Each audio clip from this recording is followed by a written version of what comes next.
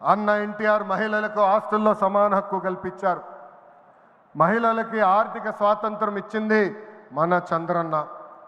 గత ప్రభుత్వంలో శాసనసభ సాక్షిగా తల్లిల్ని అవమానించారు. సొంత తల్లిని చెల్లిని మెడబట్టుకుని బయటికి గెంటేశారు. అర్థమైందా రాజా? అర్థమైందా రాజా? ఉద్యోగ ఉపాధి అవకాశాల్లో మహిళలకు రిజర్వేషన్, మహిళలకు విశ్వవిద్యాలయాలు, దీపం పథకం ఇచ్చింది తెలుగుదేశం.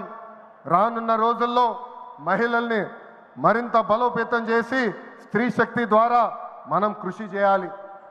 పార్టీ పదవుల దగ్గర నుంచి అన్ని రంగాల్లో మహిళల్ని సమానంగా బాధ్యత భద్రత కల్పించాలి.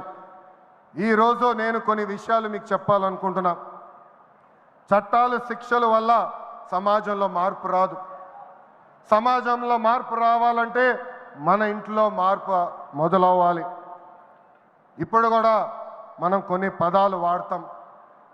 గాజులు తొడుక్కున్నావా, చీరలు కట్టుకున్నావా, ఆడపిల్లగా ఏడవద్దు, ఇలాంటి పదాలు మనం మానేయాలి. అప్పుడే మనం ఆశించిన మార్పు సమాజంలో వస్తుంది.